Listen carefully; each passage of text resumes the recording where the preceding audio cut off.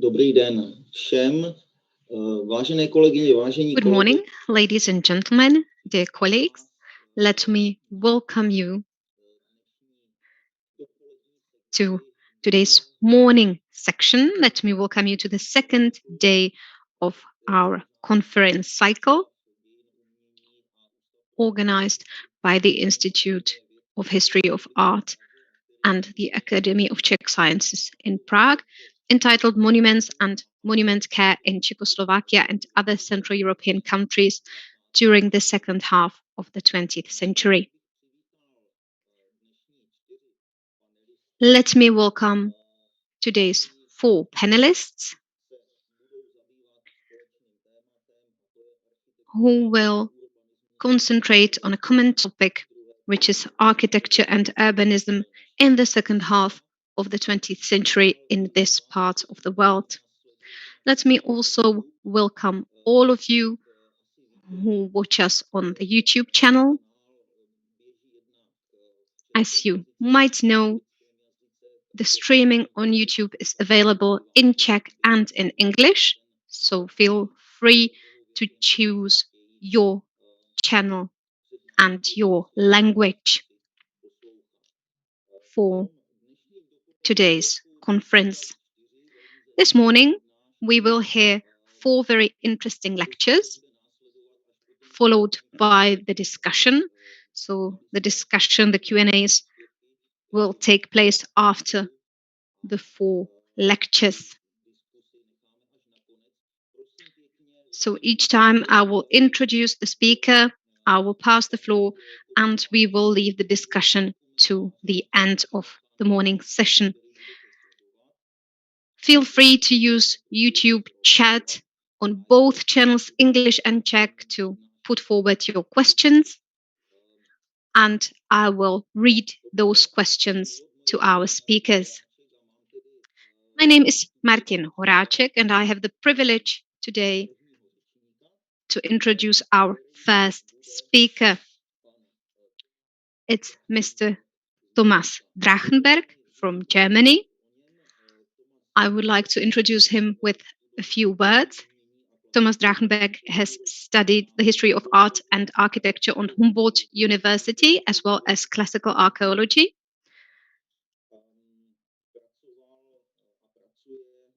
He works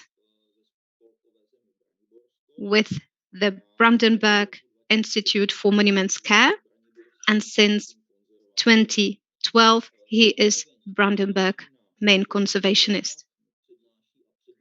He is also active on academic floor,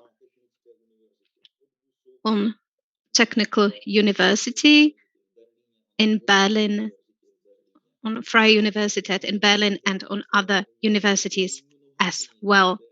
He is also author of many books concerning monuments care in Brandenburg,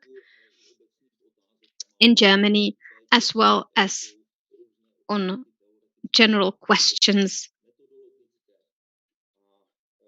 of methodology and monuments care theory.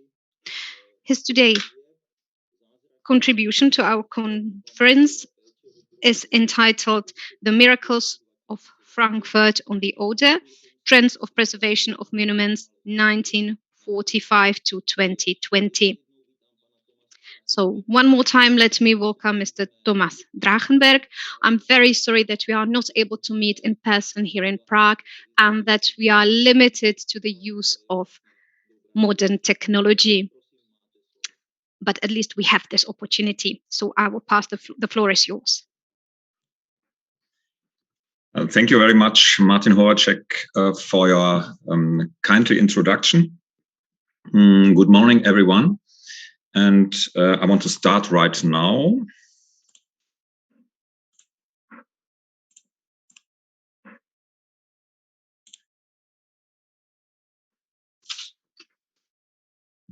The numerous miracles of Frankfurt Oder, trends in heritage conservation from 1945 to 2020, using the example of the Marienkirche in Frankfurt Oder.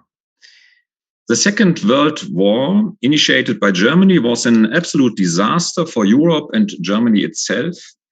In the Potsdam Agreement in 1945, the borders of Germany were restructured and unity was destroyed.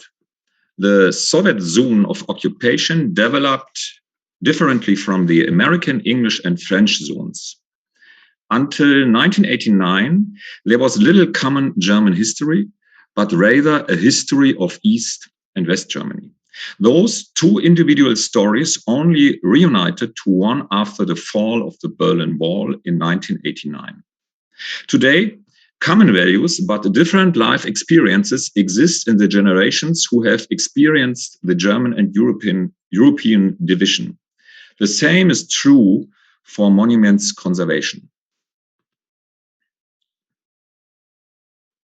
I would like to use the many miracles of the Marienkirche in Frankfurt Oder to explain the development of the East German civil society and the different kinds of monuments conservation shortly.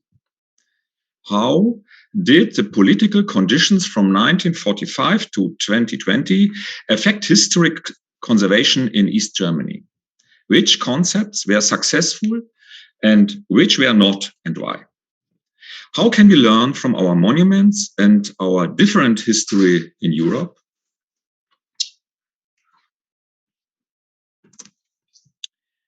The portal of the northern chapter shows the coat of arms of Mark of Brandenburg, the kingdom Bohemia, and the imperial eagle of the Emperor Charles IV. One can recognize until today the importance of the city of Frankfurt Oder in the height of the Middle Ages looking at the portal. The constructions started in 1253. Only 100 years later, the cobblestone basilica with influences from Westphalia and Lower Saxony developed into one of the most important high Gothic buildings of the Mark of Brandenburg. As leading Bauhütte within Europe, Peter Parler from Prague had a great influence on the architecture of the Marienkirche. The church was both social center and heart of the urban development of the city. The city itself was a remarkable center of commerce within the empire of Charles IV. City, church congregation, and since 1506 also the university were absolutely identical within the upper class of Frankfurt.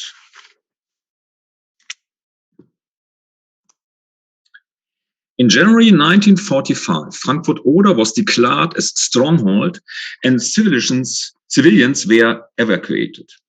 On the 22nd of April 1945, the city suffered a bombing that destroyed up to 70% of the city. By chance, the church only endured minor destructions. Unfortunately, the church caught fire 2 days later during fights within the city. The nave and the two towers burned, and because of missing protective roofs, the vault of the three naves collapsed. In 1949, the roof of the choir collapsed. In 1951, the medieval nave of Northern Entry Hall collapsed. In 1966, a storm brought down the northern attic wall, which in turn caused the destruction of the northern side nave.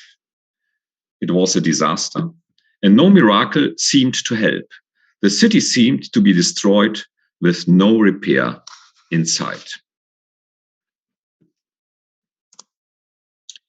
In 1950, first emergency roofs were constructed, and after 1958, the South Chapel could be reused for services. The constructions were paid for by the church congregation, but the roofs turned out to be too small and weak.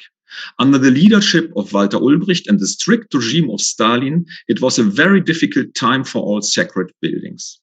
Frankfurt Oder was modernized with a new socialist city center as new capital of the new district Frankfurt Oder, without respecting the traditional city structure. The Oder Turm became the new socialist city crown. The eastern part of the city has been Polish since 1945. The old parts were bombed and destroyed, If they had not during the war, they were now teared down and replaced by something new. This method was common in both East and West within the 1950s and 1960s. The West suffered higher losses caused by demolition than caused by the Second World War. In both parts of Germany, car-friendly cities were built. Additionally, the East built parade grounds. The Communist Party considered the demolition of the remaining ruins of the Marienkirche until 1970. At this point, I would like to tell you a small story. Major Fritz Krause, who was also a member of the local Communist Party, was supposed to estimate the costs for the demolition.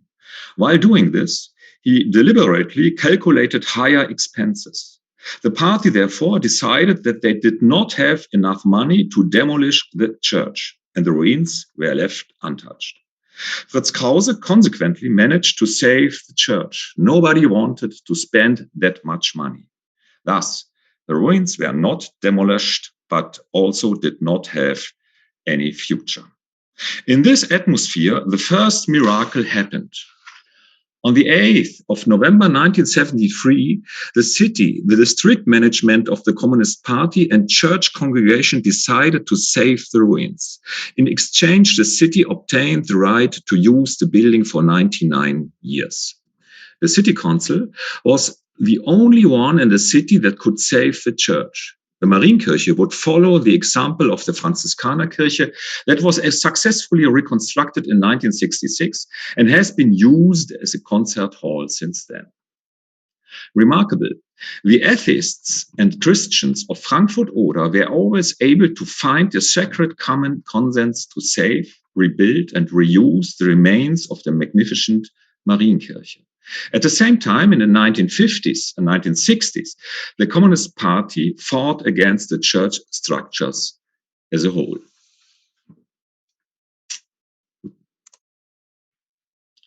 The Marienkirche was supposed to be reconstructed as a cultural center and event venue.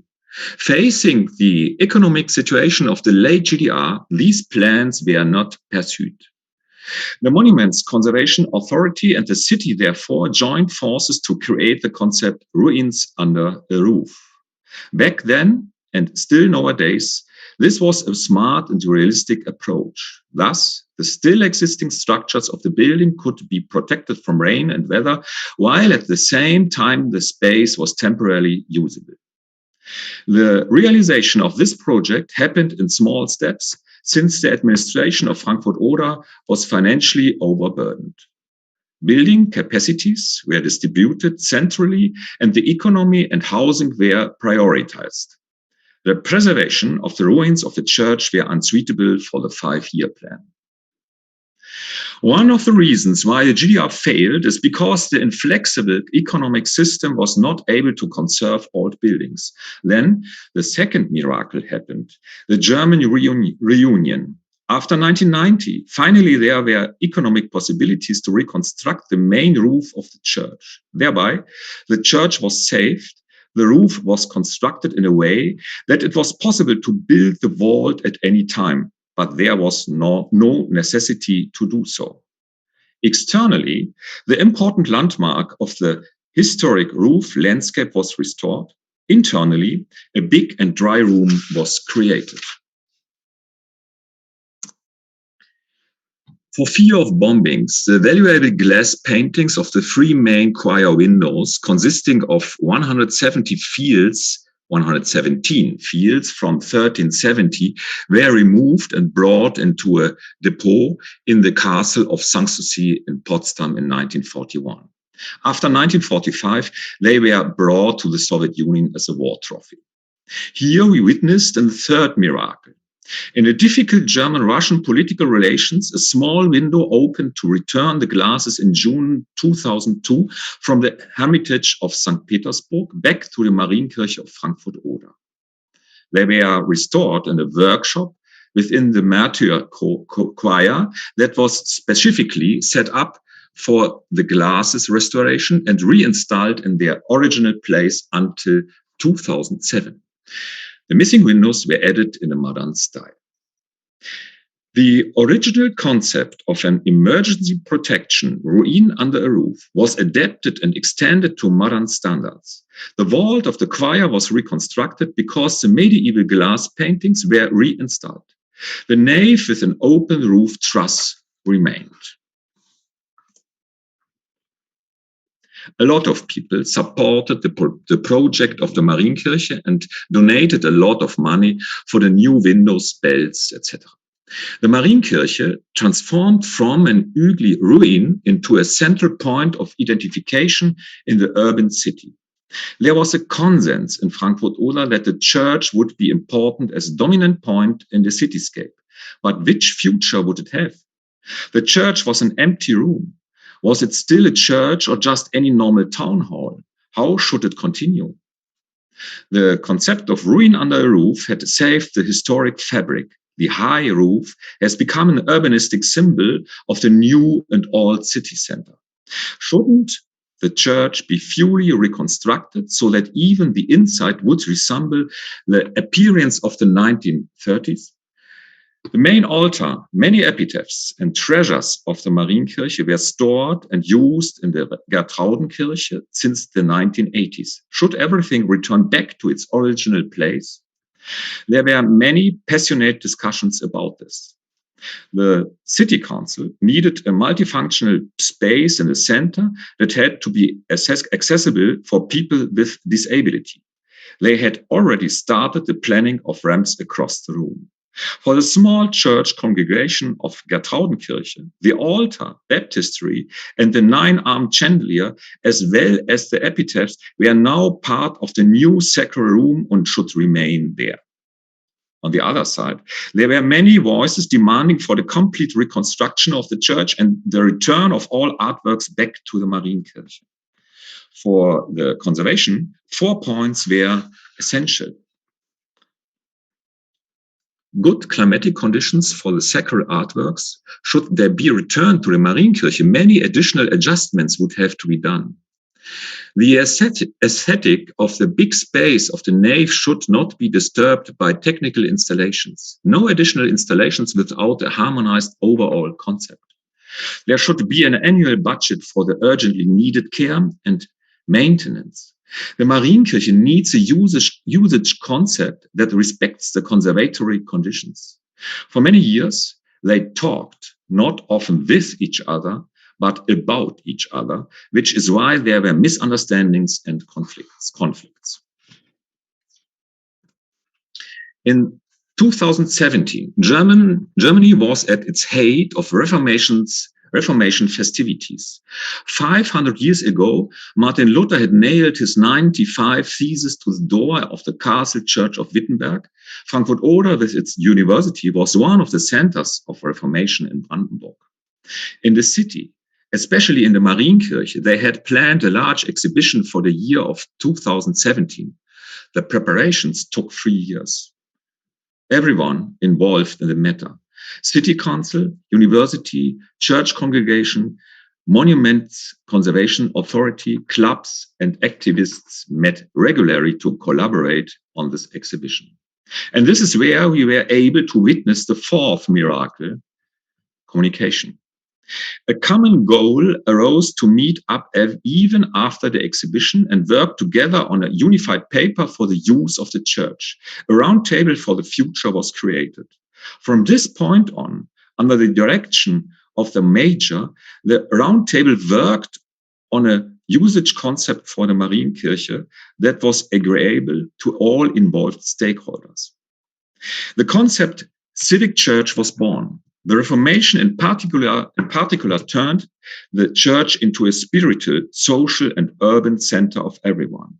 And this was to be restored in the name of Reformation, however, in a modern way. Exhibitions, concerts, services, and visits should be possible. The historic fabric should be cultivated.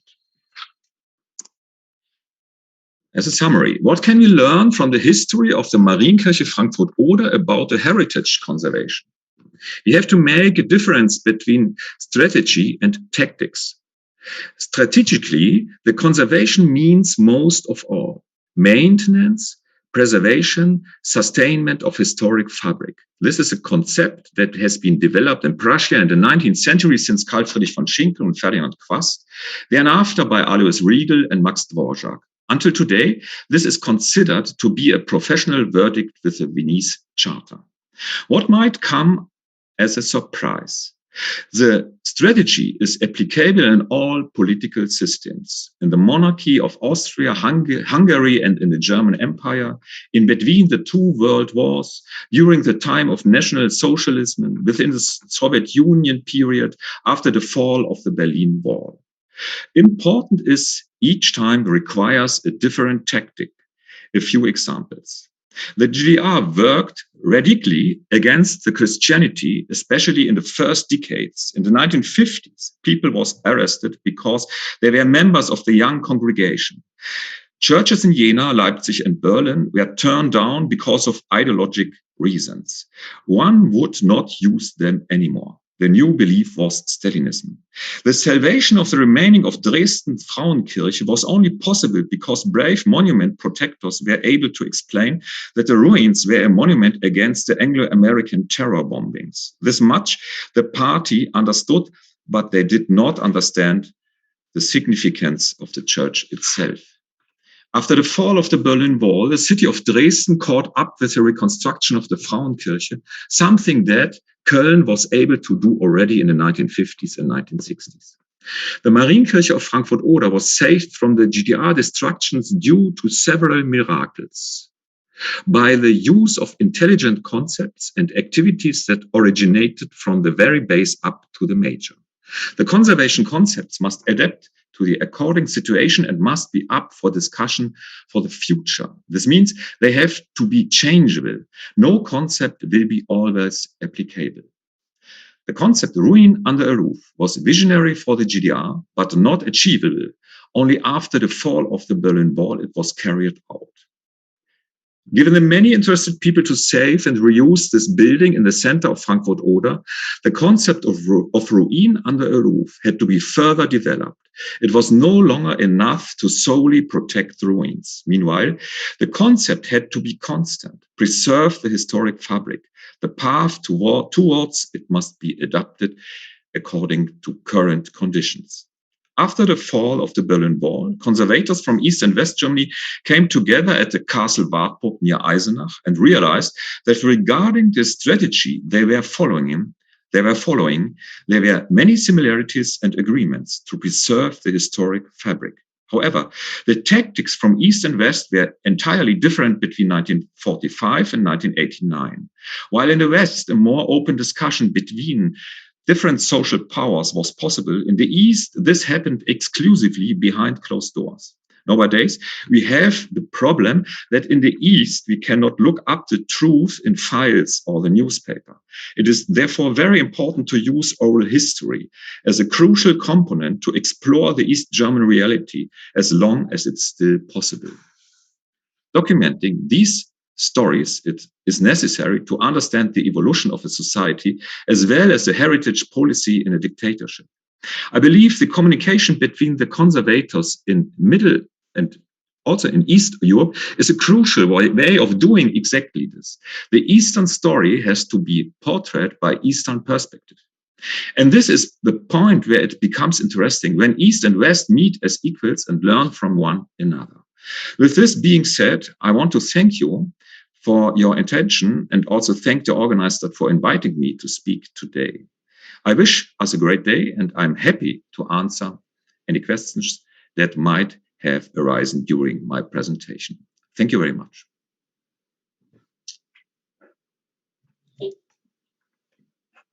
Děkuji panu Tomasu Drachenbergovi za jeho fantastický... Would like to thank Mr. Thomas Drachenberg for his great lecture. I'm sure that there will be many questions that we will address after this morning block. I have myself noted a few of them to be asked afterwards. Now I would like to pass the floor to our second guest from Germany, to Mr. Alf Folkert, an architect who was born in Dresden, studied architecture on the Technical University in Dresden, and worked as freelance architect. And for 10 years, he's been president of the Chamber of Architects of Saxony. Today, he works as architectural conservator. He will now have his presentation on the Palace of Culture. So you have the floor. Good morning, ladies and gentlemen. You can hear me?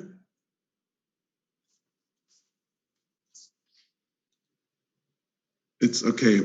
In my lecture, I would like to introduce you to the history of the creation of the Palace of Culture in Dresden and of its history in more than 5 decades since its opening in 1969.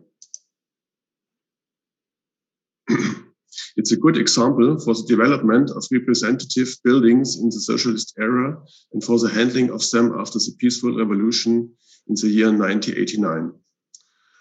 On the cover sheet, you can see the Palace of Culture of Dresden, about to reopen after conversion and rehabilitation according to monument conservation guidelines in 2017. The question is, what happened before it was built and in the more than 50 years of its existence? Here we see the Palace of Culture after its completion in the year 1969 for the 20th anniversary of the founding of the German Democratic Republic, GDR. For this anniversary, large socialist buildings such as television towers, Palace of Culture, or other representative buildings in the centers of large cities were handed over in many cities of the former GDR. Sieht man nicht? Nicht? Pardon. Vidíte, prosím. I'm sorry, but can you all see the presentation? No, nobody can. Oh, I will. We can't see the presentation. Try again. Wait a moment, please.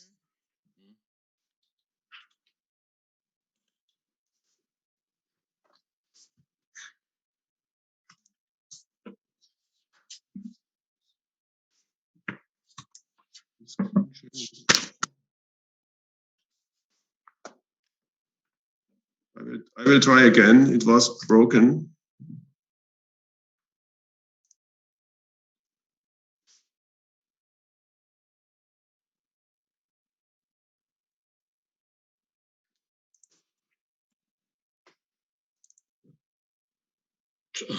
You can see it now? Yeah, yes, it is visible, but maybe it will be bigger. Yes, moment, please.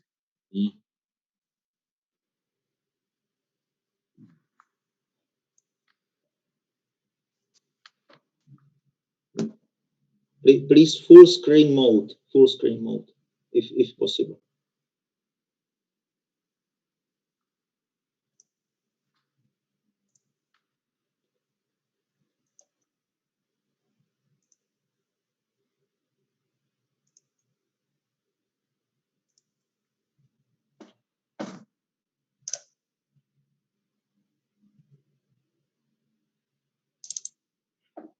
You can see now?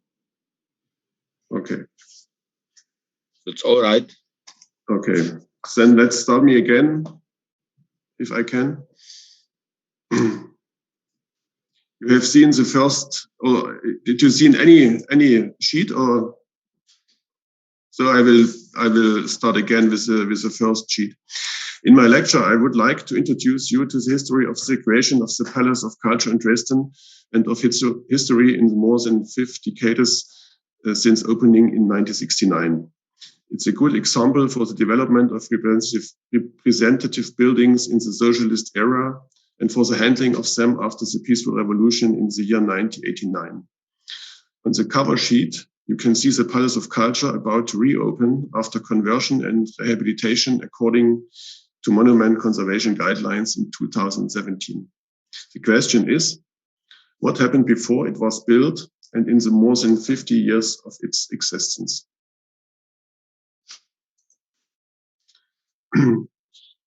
Here we see the Palace of Culture after its completion in the year 1969 for the 20th anniversary of the founding of the German Democratic Republic, GDR.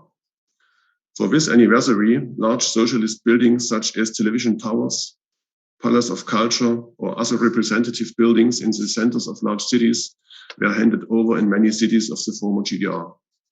Modernism has established itself as an architectural style, but it had been a long way to get there. But let's first provide an overview of the condition of Dresden after the bombing of Dresden in February 1945. The areas marked black were totally destroyed. The areas marked blue were badly damaged. The view of the city center from the tower of the town hall shows it.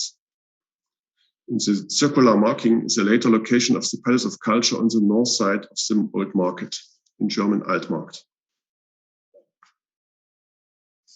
Straight after the end of the war, plans were discussed for the reconstruction of the city. The Old Market was rapidly rebuilt again at its east and west side with residential and commercial buildings according to the design drawings on top. The style was a Stalinist-inspired neo-Baroque. In the GDR, one spoke of the resumption of national traditions. In the foreground is a still free construction site for the House of Culture, to the right a corner of the destroyed Royal Palace. The unobstructed view towards the south, right up to the main train station, shows the huge dimension of the rubble clearance.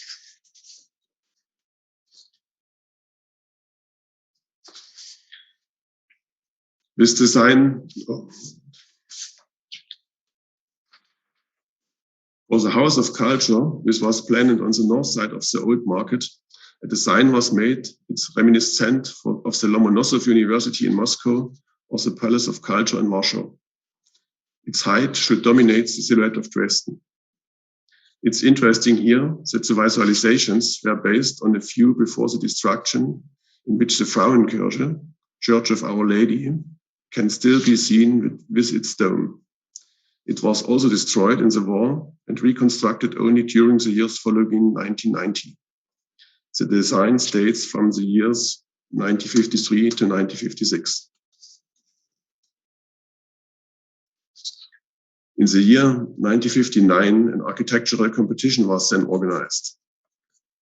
The establishment of an elevating dominant factor, which should document the superiority of socialism also structurally, was predefined.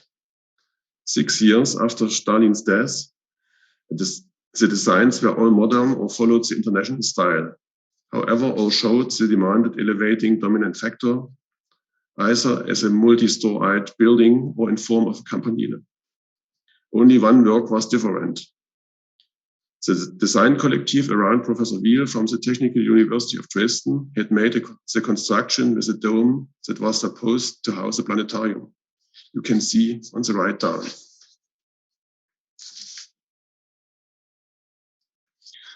This design was very well received, but there was uncertainty as to whether it would be acceptable to dispense with a tower. A delegation traveled to Moscow, and to their large astonishment, they were told that this draft without the tower was to be built. In the following time, there were various modifications to the design. For instance, the planned tribune for the parades for the 1st of May was omitted, and the dome was replaced by a polygonal cover. A complete story was removed. Planning was taken over by a planning collective under Chief Architect Wolfgang Hensch, because Professor Wiel, as an university lecturer, could not oversee the construction of the building. Both worked very closely together, as you see in the photo on the top right. In just 3 weeks' time, Professor Wiel, the man right, will be celebrating his 105th birthday, and he still takes part in the construction process in Dresden until today. The building was then realized from 1967 to 1969.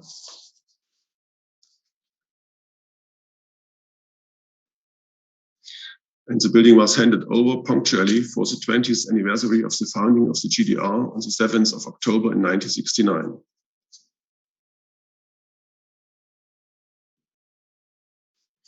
Its large hall was designed to be multifunctional, and it had tilting parquet flooring, which also enabled it to be used for events that did not require rising stalls. You can see on the right here.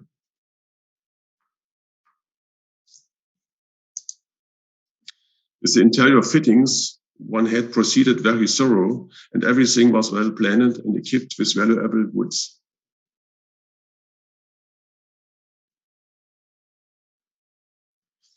The exterior was adorned by a large mural, which should represent the victorious way of the red flag as a symbol of socialism and communism.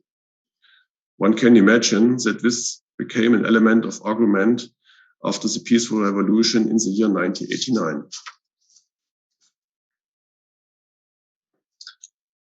In the years following the peaceful revolution in the year 1989, like in many other places, there was a critical discussion of the structural inheritance of the socialist era.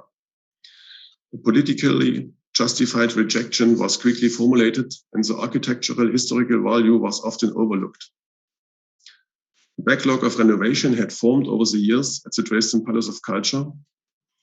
Deficiencies in conforming to the fire protection standards were asserted, and the acoustics of the multipurpose hall no longer met the requirements for the predominantly philharmonic performances. It does not come as a surprise that the demolition of the Palace of Culture in Dresden was discussed. The decision by the German Bundestag to demolish the Palace of the Republic in Berlin had shown that anything was possible. Investors came on the scene who wanted to integrate the whole of the Palace of Culture into a huge new mall in retro style, represented here by the architect Hans Kohlhoff.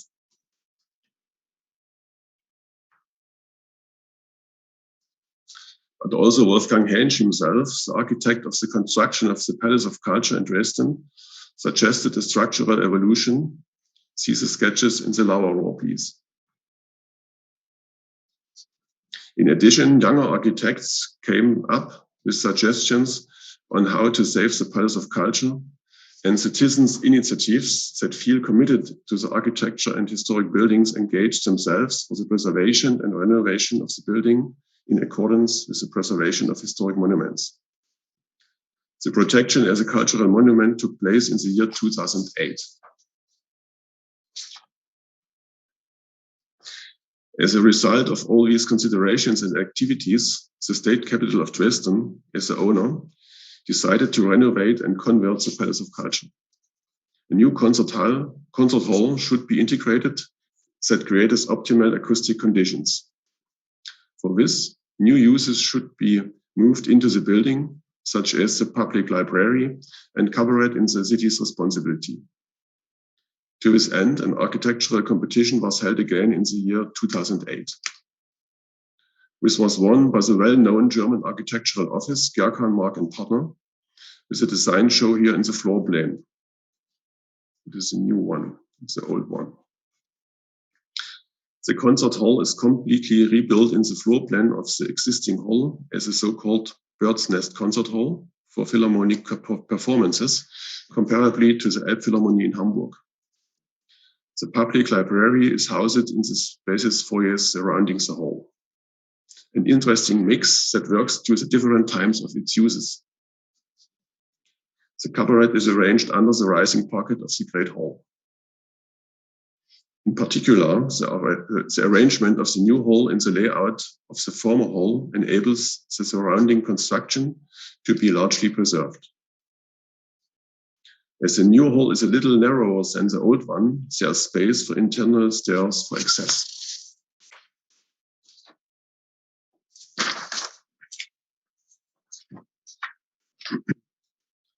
The plan of the first floor shows the consideration of historical preservation issues and their consideration in the planning process. The focus was put on the exclusive materials that were used in the time it was built, and the historic very valuable elements such as stairwells, foyers, and access doors. Like this, or this. As this photo shows, even the interventions were quite substantial.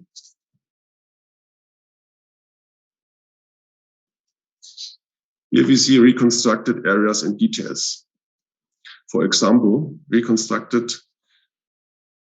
we see reconstructed areas and details. For example, it has been possible to retain the original banisters that would no longer conform to the current building code by adding glass panes, bringing them to the correct height. The original lighting fixtures were retained and converted to LED light sources.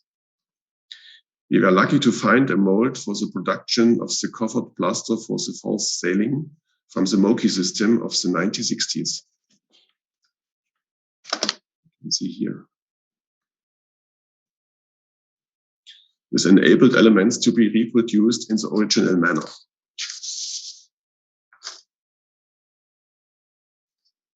In this final slide, we see the new functional concept of the house again. Based on the entry in the ground floor, the individual facilities open up to the visitor. In the middle, with a large concert hall and its side rooms, the Dresden Philharmonic as a municipal orchestra and the main user of the building, blue-colored. Surrounding this is a public library with a completely new quality of space for its users, here red-colored. Below the main hall, the cabaret is located, number 7. And as a little gem, in the eastern corner of the building of the ground floor, the Center of Building Culture of the Saxon Architects Foundation is located. It's a place for exhibitions and discussions covering the topics of architecture in town. You can see here. To summarize it, the redevelopment of the Palace of Culture in Dresden, even as long as it took and as intense as it was led, resulted in achieving a new quality. All those who had worked for a preservation of the original building do not need to mourn the loss of the traditional experiences. Rather, a large majority accepts the advantages of the reconstruction and the restoration of the Palace of Culture in Dresden. Thank you for your attention. Děkujem.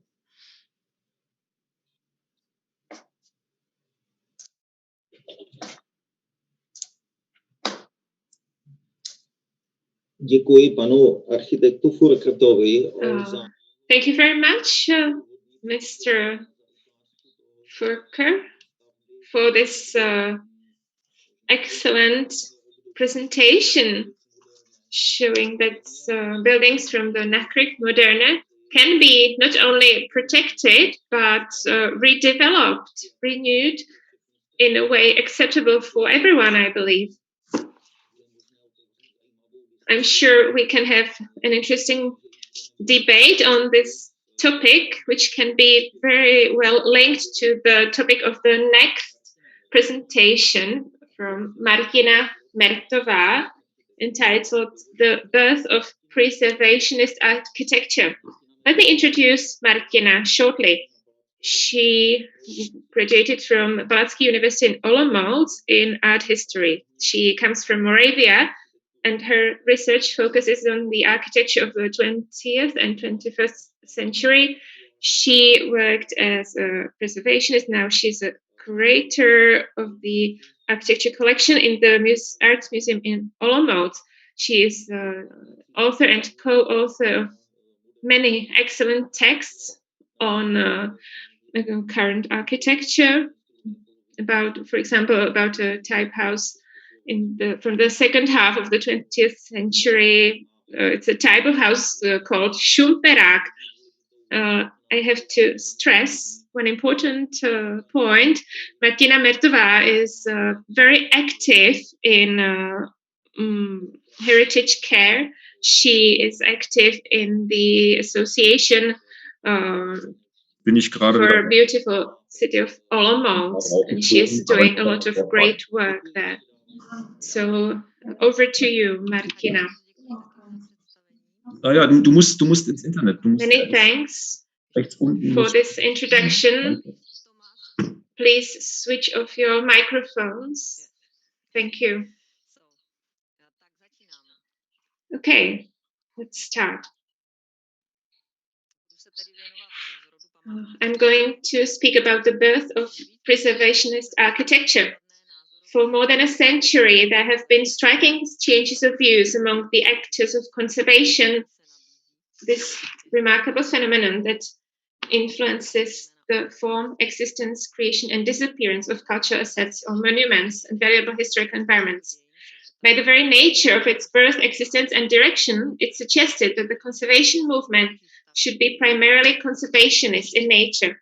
However, hindsight confirms that an integral part of its history are the phases when the preservationist level is balanced or even overshadowed by a conception that put it at least on a par with the initiatory motive, the intense desire or will to contribute to the flow of history with a contemporary trace.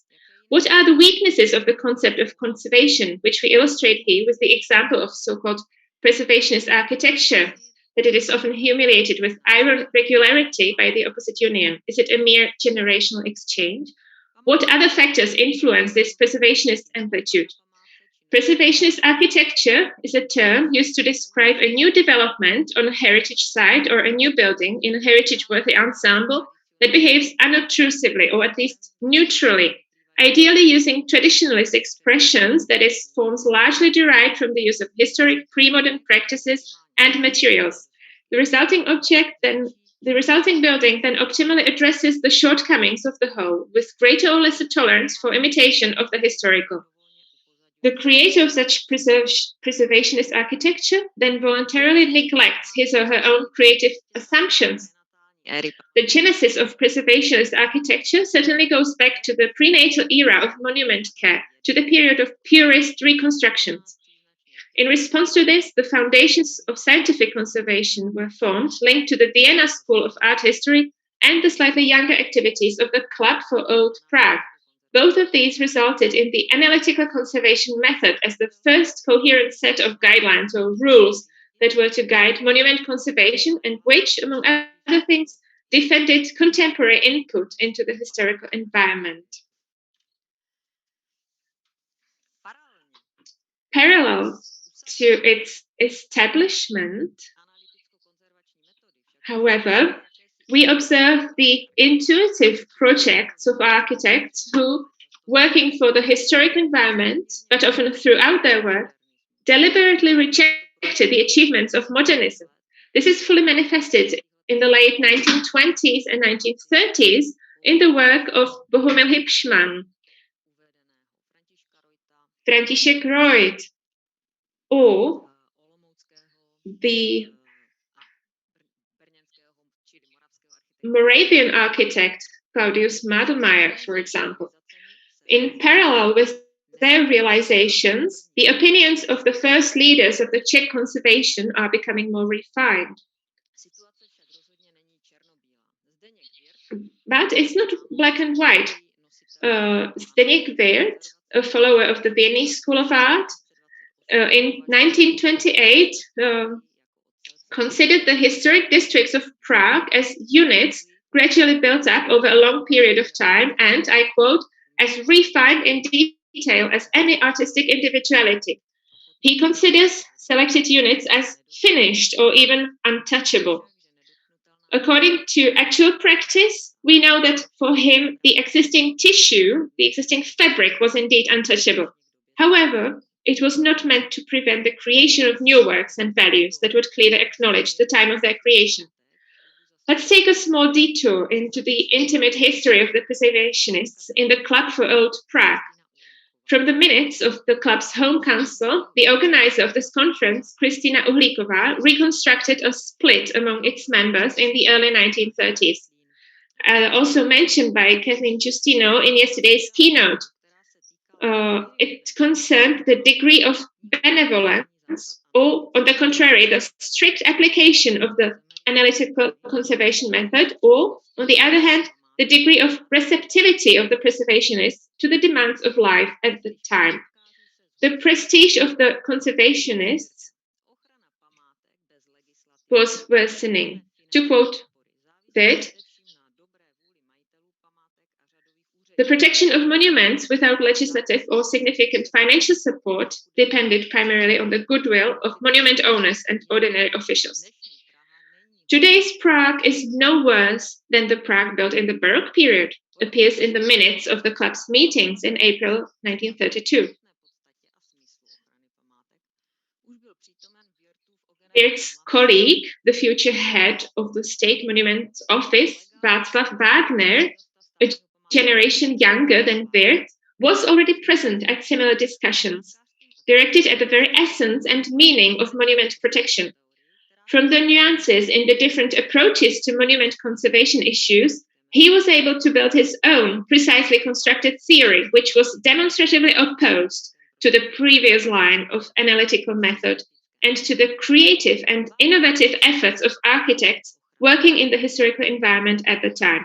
In his own conception of the synthetic method, Wagner elevates the whole to an object of preservation, allowing imitative retouchings to be made in the structure of the city, following the example of the restoration of paintings. Yet he himself had undergone an evolution. As late as in 1922, he praised Gottschalk's completion of the Schwarzburg Palace in Hybenská Street in Prague, convinced that, I quote, cooperation with modern architects is possible and desirable, and that the old can put up with the new. 10 years later, however, Wagner's rhetoric was already changing. He refers to the new buildings as deformations of the historical space, caused by the different artistic expression of the new buildings of the 20th century. The creator architect should be neglected, should be in the background. He becomes or is corrected by the preservationist who guards or builds the overall ideal image of the historical situation. Wagner was willing to admit a certain harmony in the street space, despite all his skepticism, to the new building of Karel Popper's residential and commercial building. He said, in mass, the division of the eye, the plasterwork and the shape of the roof, the building adapts to the neighboring Renaissance house without renouncing the conveniences of its time in the layout and furnishings. The war has caused that today, with the exception of the example of Kotas cited above, we cannot get a better idea of the path a practice inspired by the new Wagnerian theory would have taken. Instead of Wagner, the German Heimatstil responded very vigorously. In the Sudetenland, and here and there also in mostly Czech towns, the protectorate administration managed to partially cleanse them of the cosmopolitan architecture.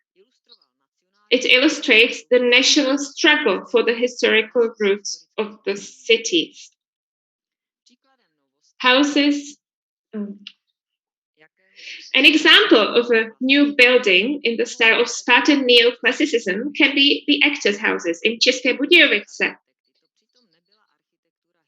For German architects, this was not historicist architecture, as we can prove by the statement of Emil Leo, professor of German Technical University and protectorate town planner of many Moravian towns. I quote, "New construction is being built in a dignified and contemporary form.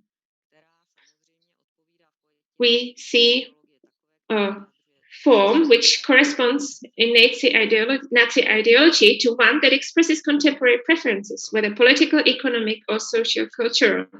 The adversary, modernity, and all its younger derivatives, is relegated not so much to the past, but directly to non-existence." Emil Leo speaks disparagingly of the, I quote, "utterly unremarkable box-like buildings erected in the previous period of decline, which has fortunately been closed." He continues, "Consistent craftsmanship and well-chosen monumentality are essential factors ensuring durability." We see that for the first time ever, duration is being considered in relation to contextual architecture.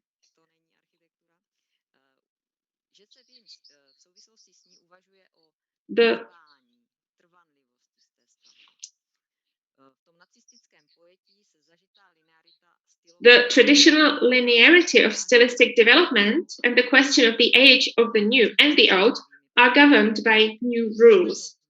The consistency of the dogma was directly proportional to the totalitarianism of the current political situation. In the short period of post-war consolidation until the February putsch, the representatives of the monument conservation were dealing with new tasks, confiscations and concepts of overall protection. A theoretical dispute between two of the most influential conservation figures, Zdeněk Wirth and Václav Wagner, was coming to a head and came to an unfortunate end. The position of the decisive authority was temporarily occupied by Zdeněk Wirth. However, neither he nor his unfortunate rival Wagner could have foreseen that the nationalistic position of the style of the homeland, which was attached to the architecture of the empire, would soon be replaced by another doctrine, the architecture of socialist realism. It's as if the representatives of this new style among architects, hastily retrained from functionalists to traditionalists, were suffering from memory loss. How to explain the stylistic return of the winners of the war to the architecture of the losers? It was probably the strong, already well-consolidated tradition of Czech conservation that allowed the transformed architects to overlook the danger. There was even no need to Wagner. Karel Honzík, for example, formulates the new arguments that created the conditions for the application of socialist realism. He says, everything depends on the interrelation of all elements, relationalism. Every single part receives its definitive form only in this context, in this interplay of the superior whole. In the whole, everything has its measure, everything has its optimal shape and optimal location. Nothing is absolutely and independently driven to extremes. It's a balance, it's a harmony. I quoted from publications from 46 to 57. However, Honzík sees in the concepts of harmony and synthesis not only Wagner's interplay of formal elements. The architect's synthesizing intervention concerns the harmony of operation, the operation of life. Honzík's inverse conception of the new building and the monument is an interesting turn in the view of the whole. It's not the new building that enters the historical environment, but rather the monument or the whole that is given a second life through contemporary construction.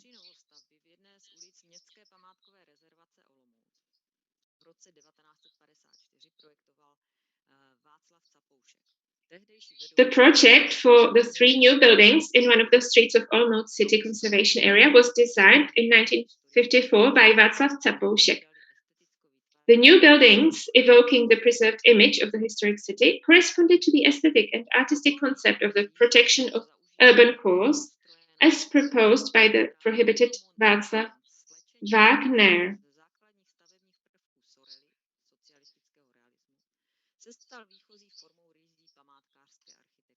The stripped socialist realism was to fill all the gaps in the protected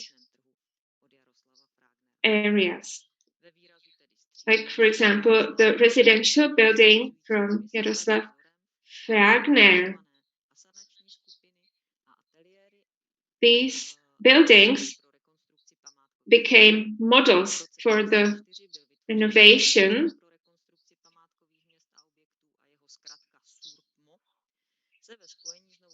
in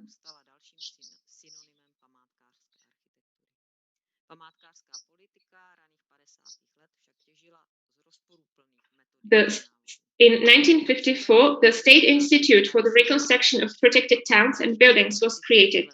Its abbreviation, SURMO, in connection with the new architecture, became another synonym for Preservationist Architecture. In 1952, leading conservation theorists led by Wilhelm Lorenz, then the head of the SURMO, wrote that new buildings should be carried out in the contemporary architectural expression, but subordinated to the whole of the city. Here I'd like to cite an example from Olomouc, playing with the synthesis of modernist Brussels style and protectionist architecture. There's also the architecture which is more protectionist than the protectionist architecture, which appeared after in the 1990s. The 1950s and the first half of the following decade therefore constituted a kind of style of preservationist architecture, providing textbook examples and left behind much of what we associate with the term preservationist architecture. However, they also generated, primarily because of a disdain for the home style of the homeland and socialist realism, a vocal opposition that became fully audible around the mid-1960s. It was only then that the preservation theory vociferously agreed with Lawrence's words about the contemporaneity of architectural expression. The emergence of opposing views on preservationist architecture can be documented by dozens of articles on the subject of new buildings in historic environments in the magazines Architecture of the Czechoslovak Socialist Republic and Czechoslovak Article. At the same time, Oldřich Dostal and Eva Konečná introduced the term preservationist architecture. According to them, such buildings stand outside of time and space. We are in 1966. The call for the need for creative continuity, based on the conviction that modern architecture is not a negation of history, but the culmination of its developmental tendencies, can be seen in the texts of other authors, Emanuel Hruška, Václav Fuchs, Josef Pechar, or Karel Firbas. Consistency may no longer be in everything, but only in the essentials, as Vítězslav Procházka attempted to summarize the new tactics. The narrowly isolated preservationist interest is now to be translated into the field of the full-blooded creation of living environment. The new attitude was largely forced by the reality of the state of historic city centers after 20 years of futile efforts to proceed systematically and to provide financially for their redevelopment. This term is gradually being replaced by the term regeneration, which is intended to encompass the whole complex of issues. It is the urban concept, as Ivo Hlobil later called it, that does not base the process of caring for the historic fabric on the projection of optimal intentions, but understands it as the result of rational planned and conceptual reflection. The contrast effect that results from such an approach is desirable in a historical environment. Ivo Hlobil wrote in 1985.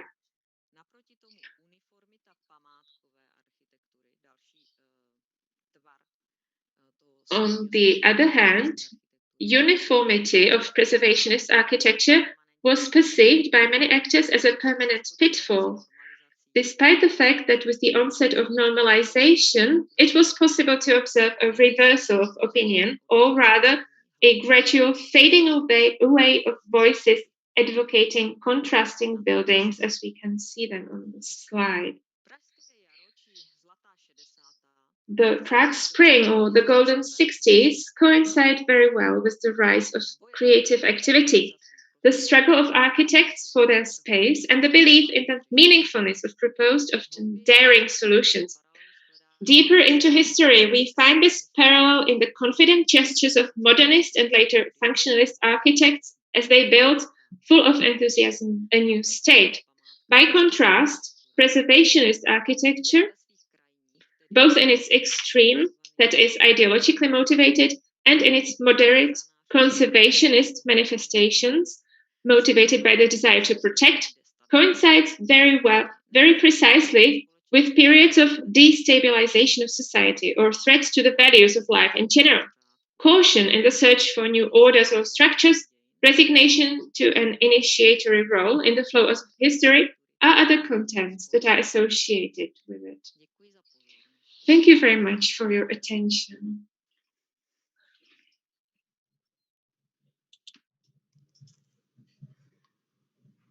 Tak děkuji Martině Mertové za její příspěvek, který určitě taky... Thank you, Martina Mertová, for your contribution that will suscite many questions, I'm sure.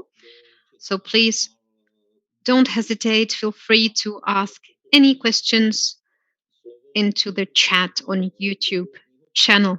And I will now pass the floor to Professor Rostislav Švácha, who is our last speaker for this morning. Rostislav Švácha is one of the most important art historians in the Czech Republic, and he concentrates mainly on 20th century art history as well as on Baroque history. He studied on Palacký University in Olomouc, where he gave his lectures for many years afterwards. And he is also a member of the Institute for History of Art on the Czech Academy of Science. He is also author of many books on Cubism. This book was published in English and in Czech in 2000, and many other books. He also wrote a book on Euro-American architectural thinking in 20th century. His today's contribution is entitled The Fall of the Contrast Method After 1968. Mr. Švácha, you have the floor. Thank you. I hope you can all hear me well. If that is so, dear ladies and gentlemen, dear colleagues, in the 1960s, there was an interesting debate in Czechoslovak professional journals about new buildings in the historical environment. The participants of this debate, both architects and preservationists, mostly agreed that new buildings should enter the historic centers of our cities with a contemporary expression, that is, with the means that corresponded to the then form of international modern architecture.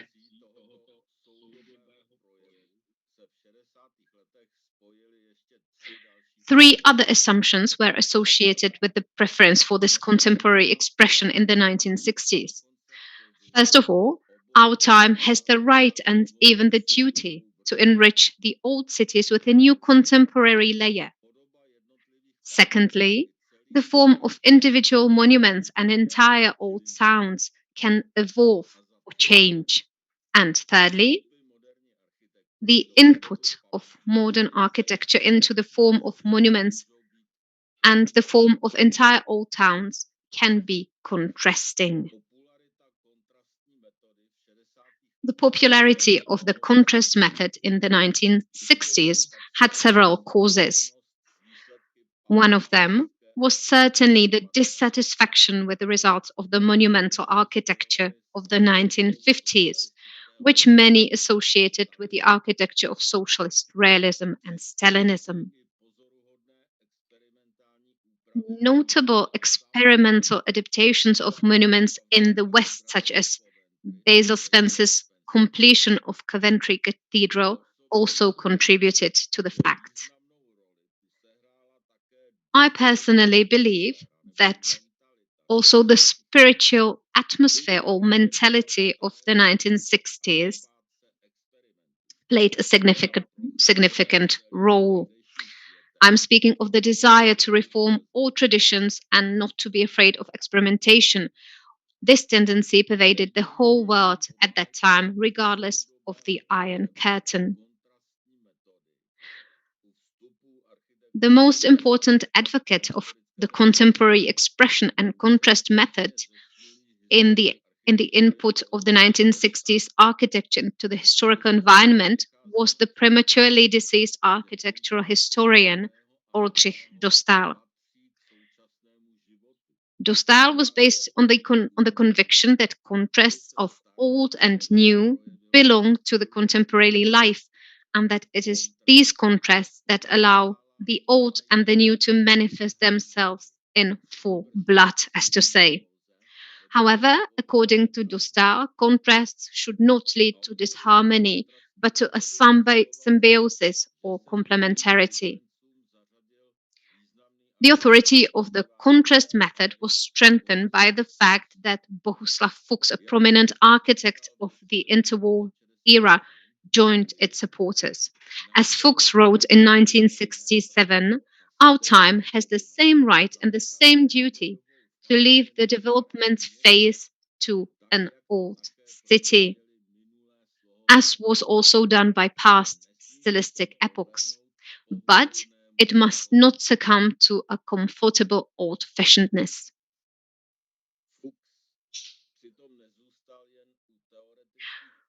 Fuchs did, however, not stay only with theoretical considerations, as is evidenced by his winning the competition for the completion of the National Theatre in Prague in 1965, or his dear department store in the historical center of Znojmo, dating back to 1969 to 1975. The contrast method experienced its peak in the second half of the 1960s. However, after 1970, the situation changed, and its results became the subject of criticism bordering on contempt. Even architects who had previously sympathized with it spoke critically of it. Most often, however, it was condemned by the representatives of the preservation authorities. As I have already stated, the contrast method was linked to the belief that monuments and entire old towns should evolve and that they can therefore change their form. However, the preservationist Dobroslav Líbal and his circle of friends opposed this view as early as in the 1960s. Líbal considered the appearance of monuments and old towns to be final. According to Líbal, those who proclaimed the need for their future development opposed the very purpose of monument conservation, whose task, according to him, was to protect and stabilize the preserved state. Líbal allowed new architectural interventions, but only there where there had been a mistake or injustice in the past. Instead of contrast, Líbal's circle allowed only a harmonious conception for such interventions.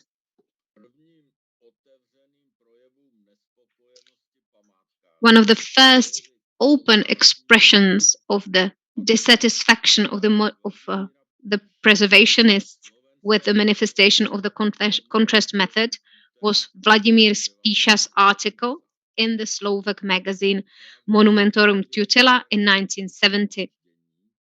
In this article, Spíša wrote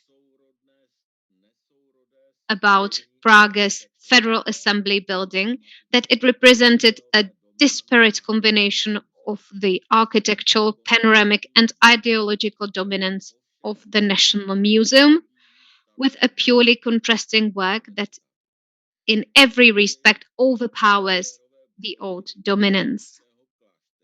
Spíša then described Prague's studio buildings at the Emmaus Monastery as deterrent example.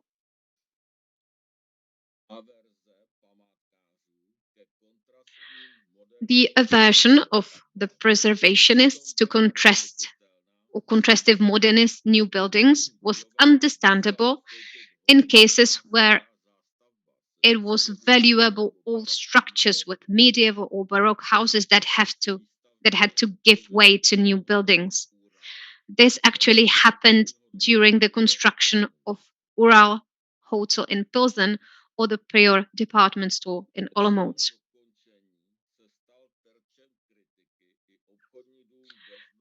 As for the Znojmo department store by Bohuslav Fuchs, it also became a target of criticism after its completion.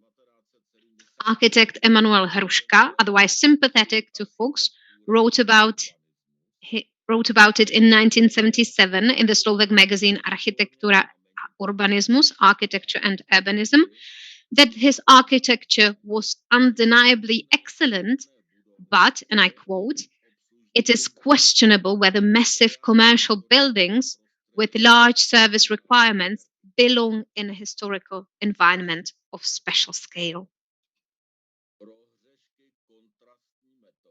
The transgressions of the contrast method against the environment of old towns were summarized in 1987 to 1988 in a comprehensive article by the preservationist Josef Stulz in the magazine Památky a příroda, Monuments and Nature. This article was conceived as a critical review of Ivo Hlobil's book Theory of Urban Monuments Reserves from 1985. Considering Stulz's position in the then and now system of Czech preservation, his essay can be read as a manifestation of the almost official position of the Czech preservationist community towards new modern buildings in the historical environment. At the time, Stulz viewed the Fuchs department store in Znojmo as evidence of a fundamental incompatibility of modernist architectural language with the historical context. Stulz applied his words about the fundamental incompatibility not only to the contrast method of the 1960s itself, but also to earlier manifestations of modern architecture from the era of functionalism, which gave his essay an irrationally tuned anti-modernist tone. This fundamental incompatibility of modern architecture with its historical environment was presented as an eternal and unquestionable truth with a capital T.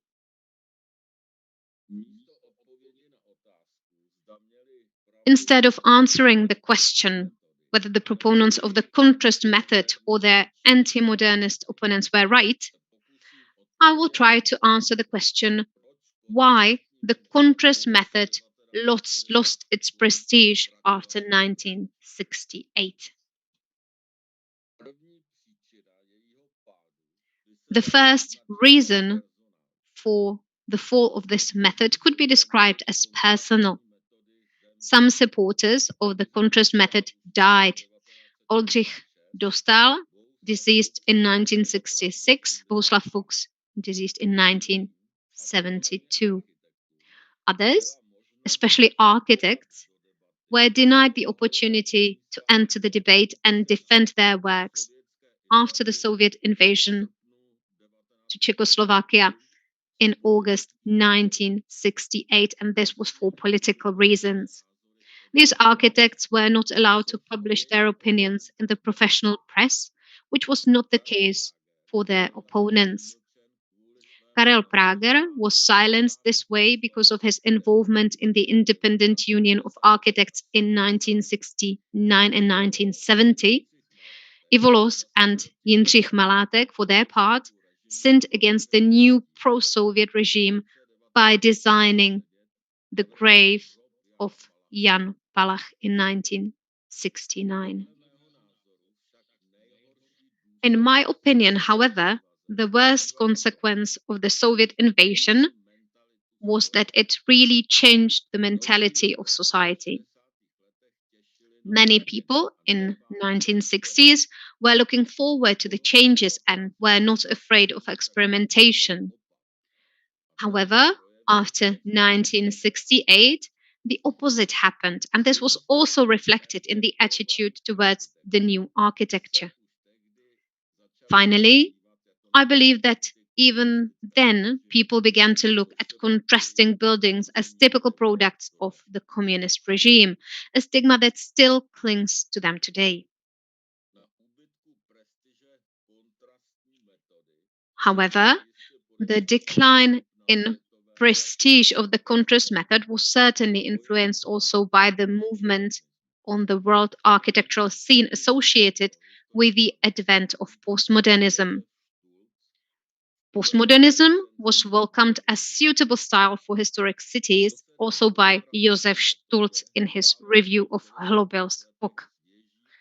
What seemed fresh and up-to-date about the contrast method in 1960s seemed outdated and obsolete 20 years later. I myself remember with what joy I greeted Václav Králíček's postmodernist project of Divadlo na Provázku, a theatre in Brno from 1985, and with what disdain I viewed Prague's new stage at the National Theatre at the same time. However, the evaluation of architecture evolves constantly. No eternal truths will retain their validity. And even I cannot be sure that today I would attach the same evaluation labels to these works as I did back in 1985.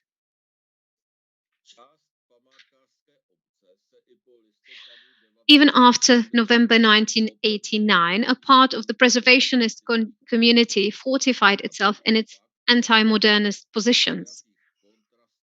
And this fact threatened the existence of building conceived using the contrast method. The reason why, for example, the Loos and Malátek building of Transgas in Prague disappeared can be explained by the statement of Dobroslav Líbal's grandson, Patrik Líbal, in an internet debate on an architectural website, archeweb.cz. When this architectural historian was explaining to the other participants of the debate why he had written a report for the developer recommending the demolition of Transgas, he replied, I quote, "I atoned for what our whole family hated," end of quote. This is what Karel Teige once called architecture criticism with a pickaxe. A similar inability to recognize the obvious monumental value of contrasting buildings marked other cases after 1989 as well. In the 1990s, for example, there was a serious call to demolish the concrete towers of the Emmaus Church by the architect Černý.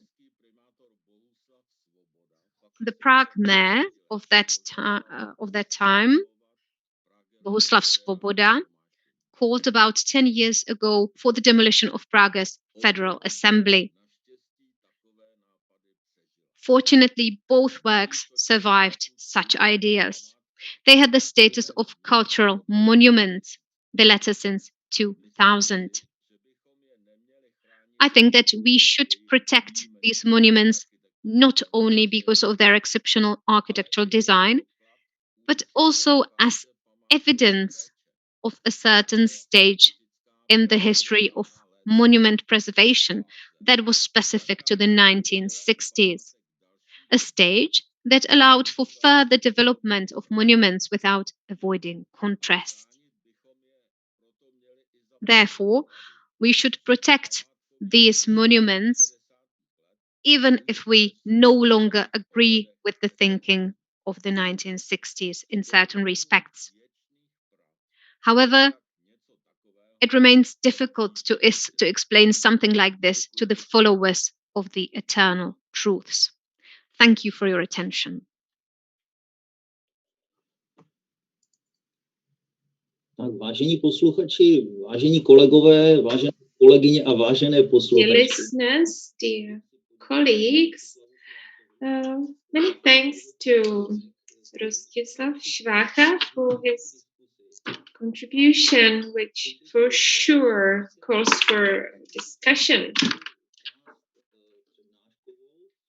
Here we are at the end of the presentations of this part of the panel, and we can have a Q&A session until 12:15. So we have 45 minutes to speak about this presentation. So let me now have a look at the questions we have received. asistentky přepisují dotazy z chatu na kanálu YouTube a postupně bych vám tyto dotazy tlumočil.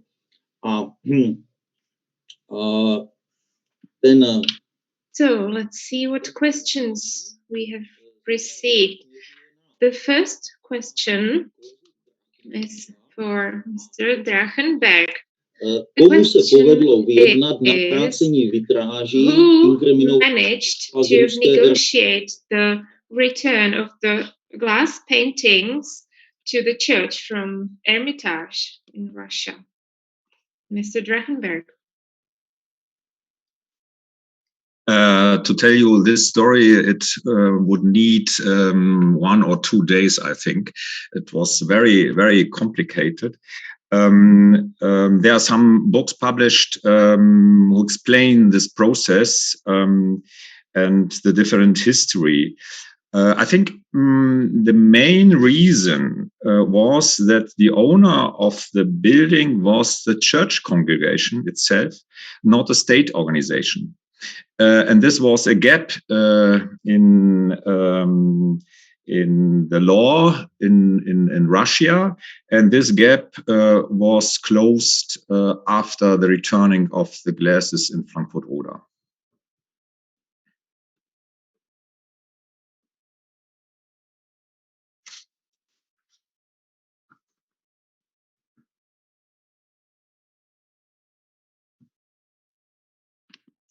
Thank you. Let me continue with the questions once again for Mr. Drachenberg.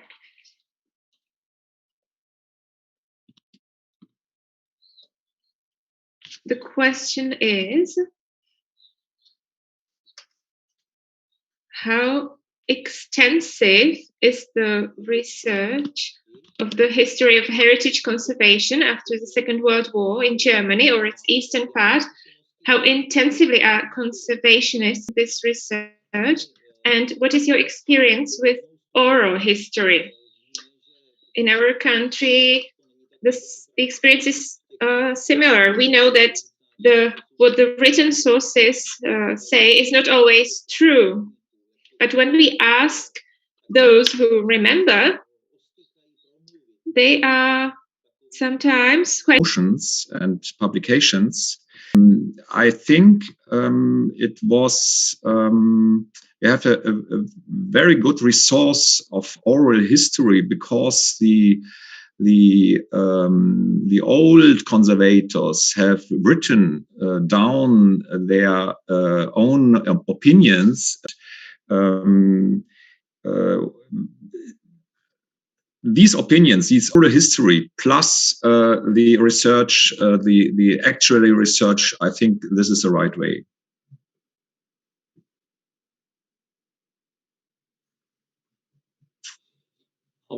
Jestli teda můžu, nebojí se pamětníci. And how about those who remember, who lived in the GDR? Are they afraid to speak about what happened in the past?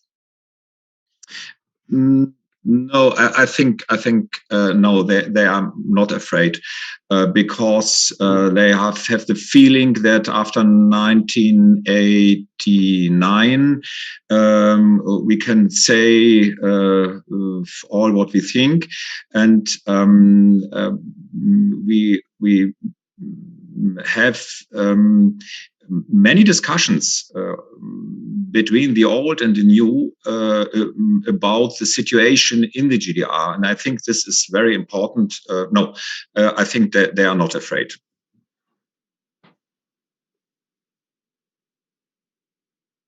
Děkuju. Hlásí se Rostislav. Thank you, Mr. Švácha. Over to you. Yes, just a technical remark related to Mr. Drachenberg's presentation. So there's the research, but has anything already been published on the history of preservation in GDR? There exists many publications. I think I can send you a list of publications to your address. Yes, okay. Thanks. Danke. Bitte. Bezvadné.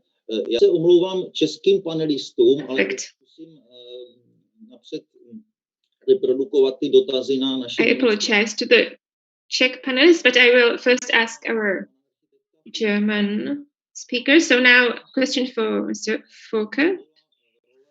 What was the public in the preparation of the renovation of the Culture Palace in Dresden? Was the public engaged and participated like in the Berlin Palace of the Republic? And as for the Culture Palace, how about heat loss and the ecological side? How was it taken into account during the reconstruction? Because in the Czech Republic, this is often an issue.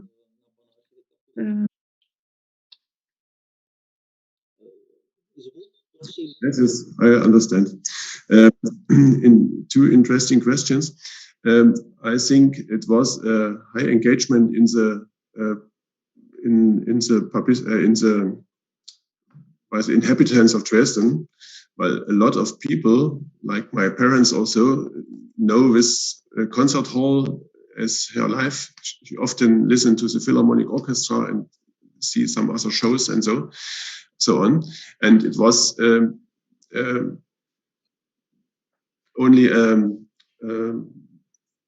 what I say,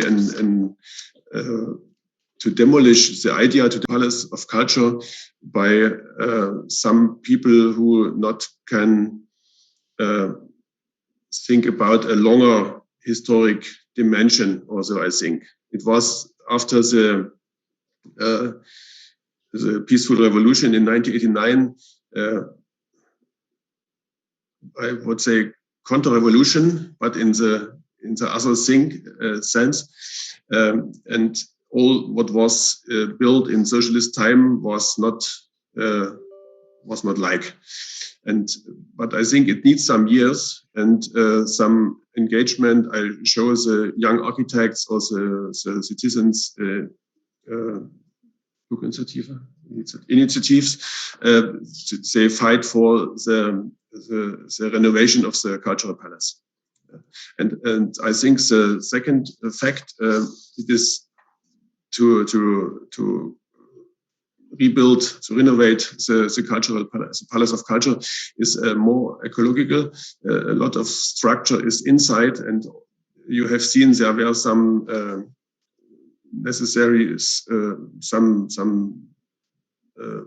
work, some strong work necessary to rebuild, but it is more in the ecological sense to rebuild.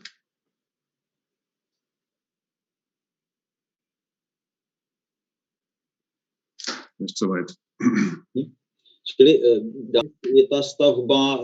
can we say that today the building is sustainable? Is it compliant with the current requirements for energy consumption, for example, after the renovation? Yes, I think so. We have in Dresden a network from this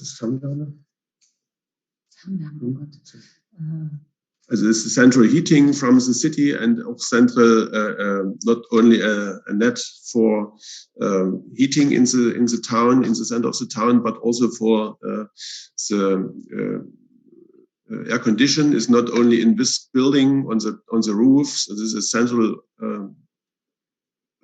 organization for all the buildings in the center, like hotels and public buildings, and the energetic standards on the roof, on the walls are improved. That I think it is up to date now.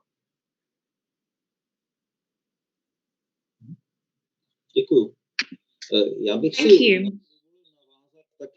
Let me follow up with a question for both our German speakers.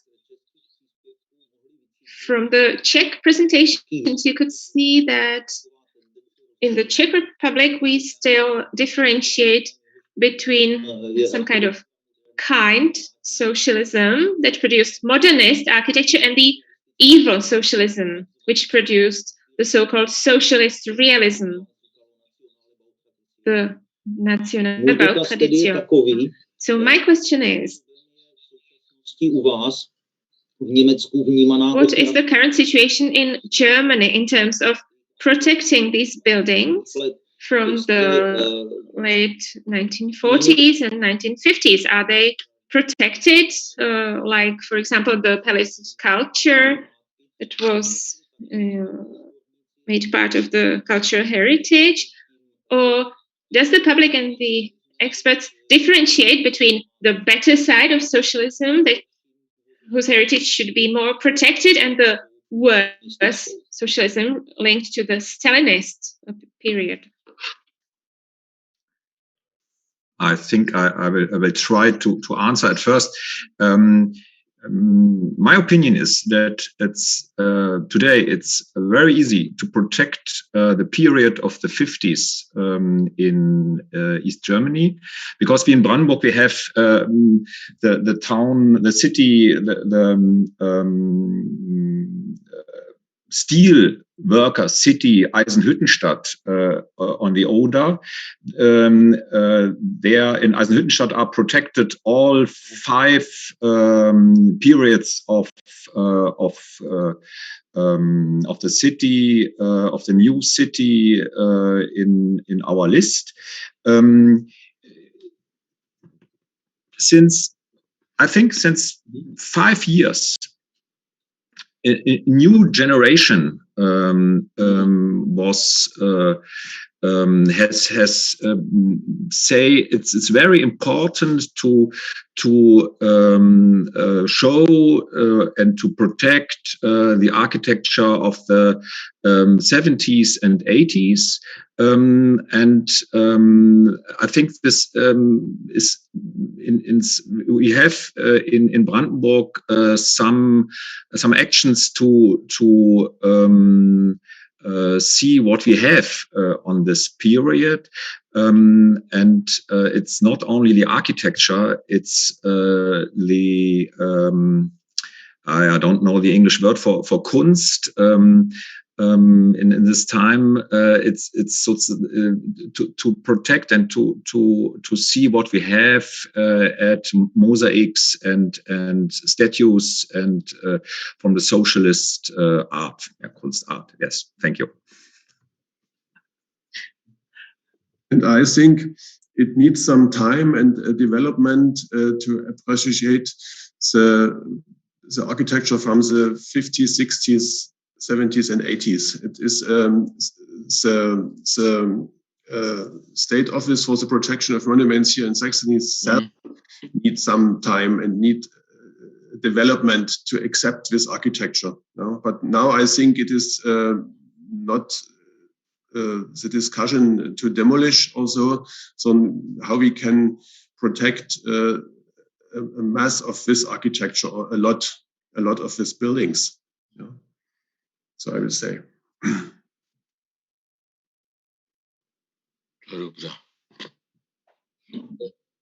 And we have, I think we have other idea in protection environment to have a good balance in a green energy, and to have a good balance is not to build to buy new instead of protect the old, and I think this is idea I like it very well.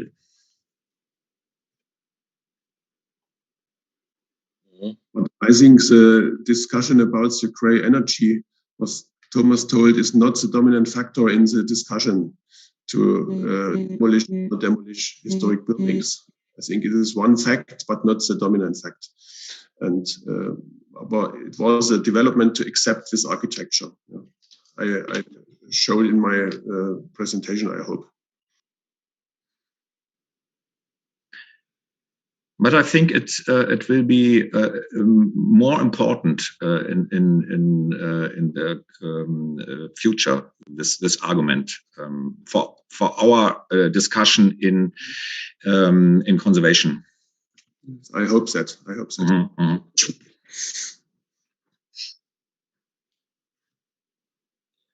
Děkuji. Thank you.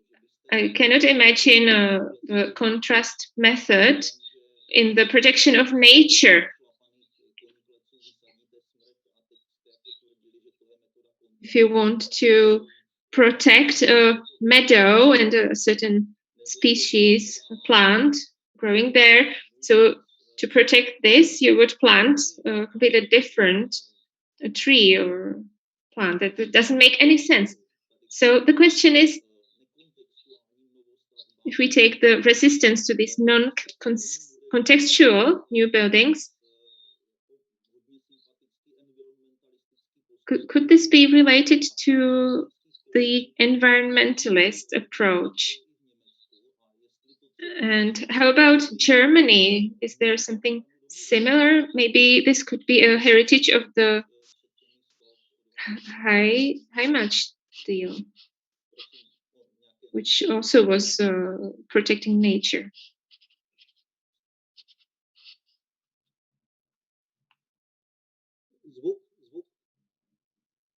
We cannot hear you. It is a question for us, yes?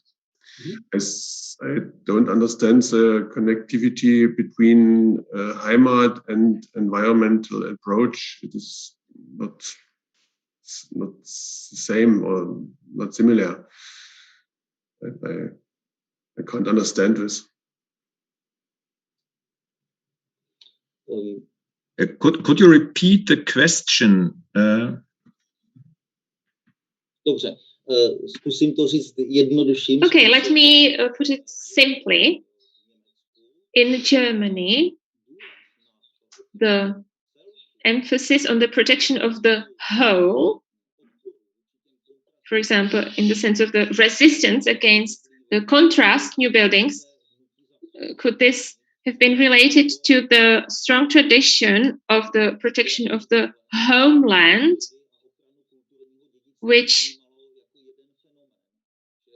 saw the protection of the cultural heritage and the natural heritage as one thing or as interconnected?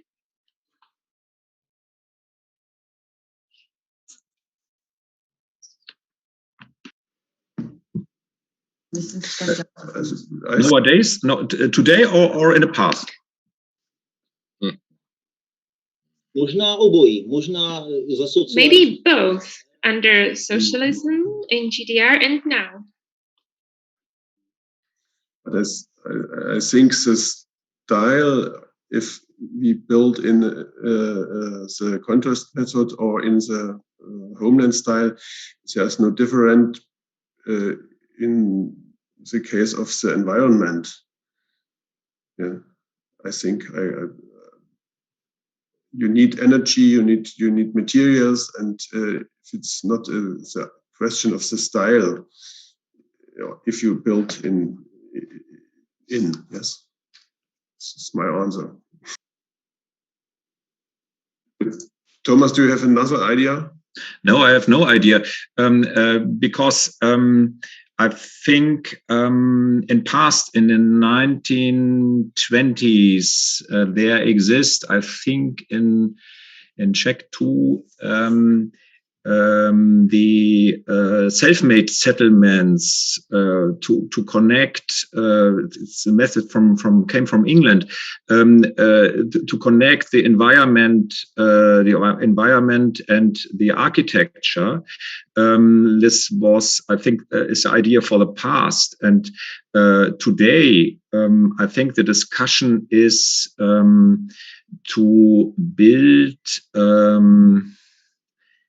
build cheap flats for all, and I think the discussion in Germany is we have too expensive flats and families with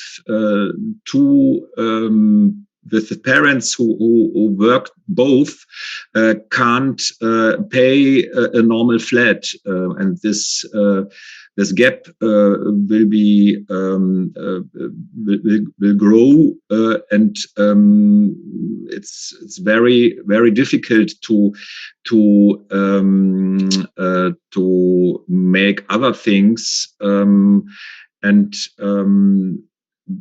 this. I think this is our problem today, and I said it. The other aspect is to connect the arguments for conservation and for preserve the environment in a good way. And the discussion today is to protect the environment and to forget the conservation of old of old buildings and of Baukultur. I think this is our discussion.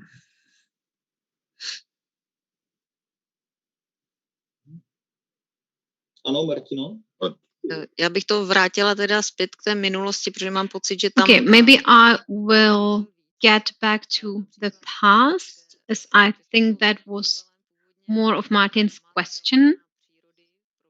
In Czechoslovakia, the monuments protection and the nature protection, to explain it to our foreign colleagues, was under the same institution. There were the same journals for both. But except for some exceptions, these were two separate worlds. So there were separate professional groups of preservationists. So there were some large-scale reservations, reserves. And of course, even for the nature protection, there were two different groups. One was for the construction of cascades, and the other was against. So there were separate groups, really, even if there was one overarching theory. In practice, these were two different things, two different worlds. And as for the monument preservation, we have the city center, the historical city center, and there is a question whether we enter this environment and do changes, do modifications, or if we try to be not seen, as to say. And the same question goes for the nature protection. So even if the theory was common, these in reality were two separate worlds. Thank you. Also, thank you for precising the context for our German colleagues. And now I've got one very concrete question. I'm sorry, Martin, I can't hear you right now. Can you hear me now? Yes, I can hear you. Martina, is it okay? Can you hear me too? Martina, can you hear us? It doesn't seem so.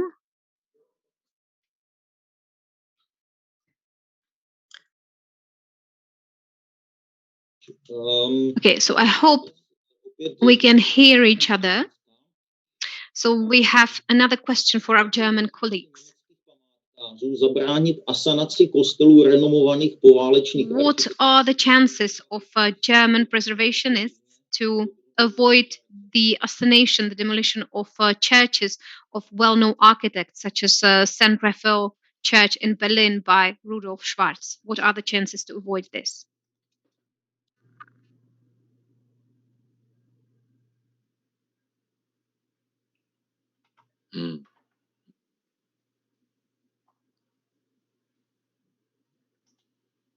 Halo, slyšíme se, já se omlouvám, já mám nějaké technické potíže a vůbec jsem neslyšela Martina. Can you hear me now? I'm sorry, I'm having some technical issues and I couldn't hear Martin's question. Well, we can hear you, but I'm not sure whether our German colleagues heard the question.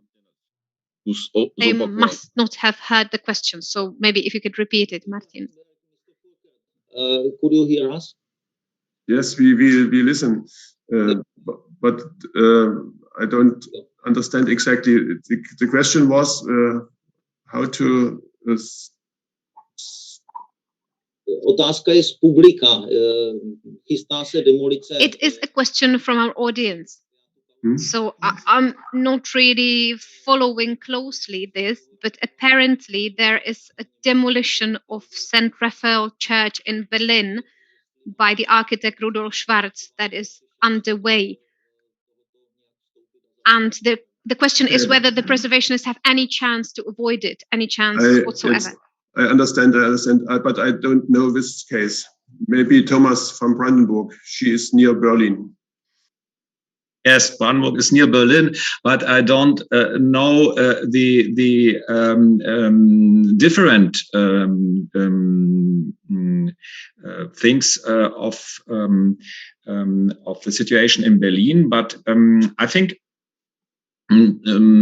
to preserve churches without using is very, very difficult, because the discussion is in Germany to preserve the churches of the 60s and 70s in the west of Germany, of the Catholic and evangelic churches.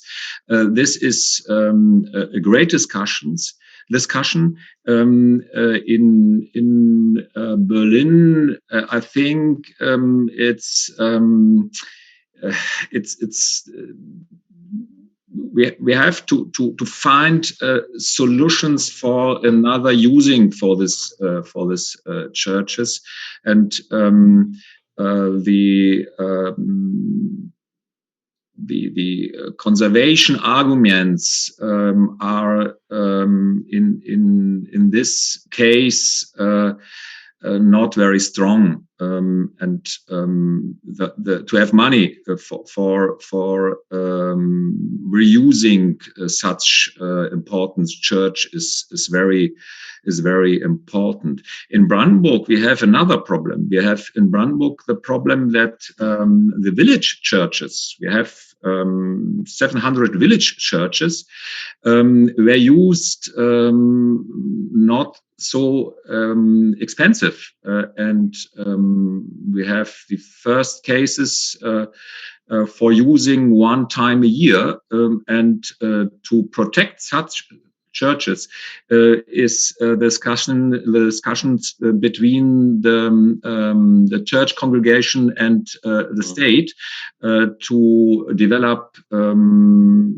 systems for conserving such important buildings.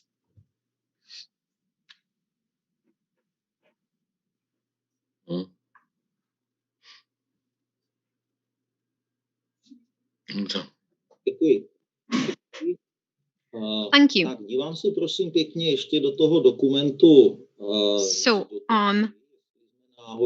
looking at the questions to see if we haven't by any chance skipped any question or comment by our audience. So let me look through the questions. Yes, I've got another question. In the former GDR, you are or there are demolitions of the residential towers, the high residential buildings built under the communist era. Are these settlements, as to say, of high socialist buildings, are they proclaimed monuments? Do they have the monument status, or are they to be demolished? Thank you.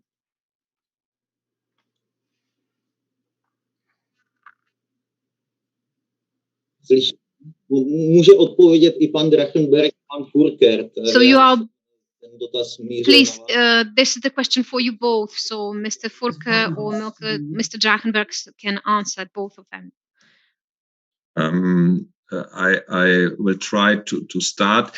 We have not any big demolition against the buildings of the GDR period. At first, the very important example was in Berlin, the Leninplatz monument in Friedrichshain, who was demolished in the 1990s. But this started a very big discussion about the history and about the own history of living in the GDR, and we have instead we have the problem to see the value of such buildings and to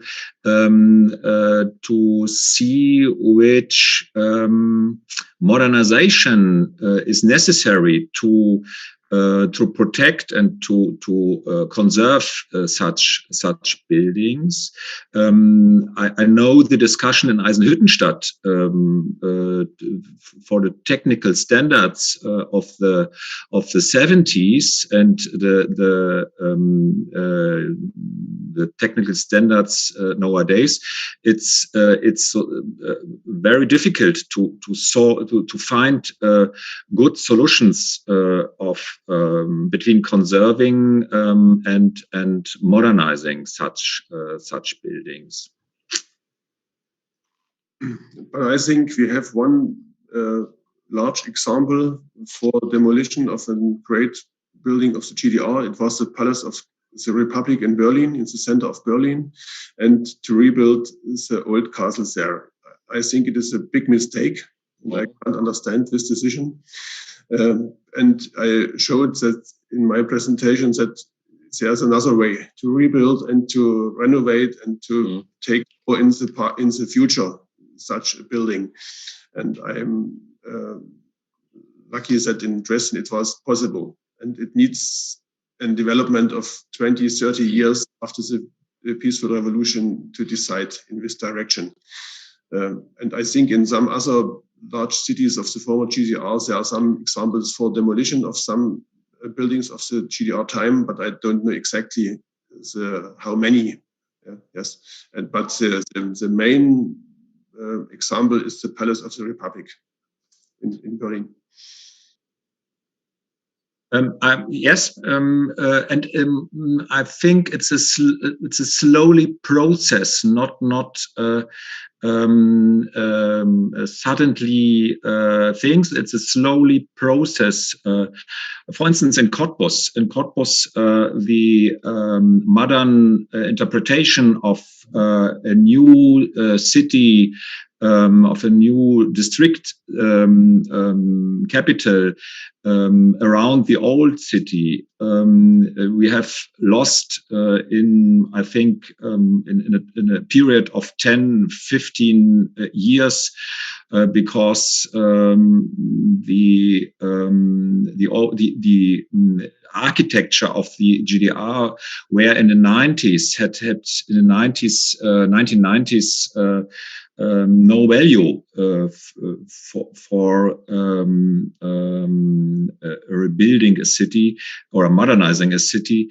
But I think this is nowadays it's other situations, because the value grew up, and we have another discussion today than in the 1990s.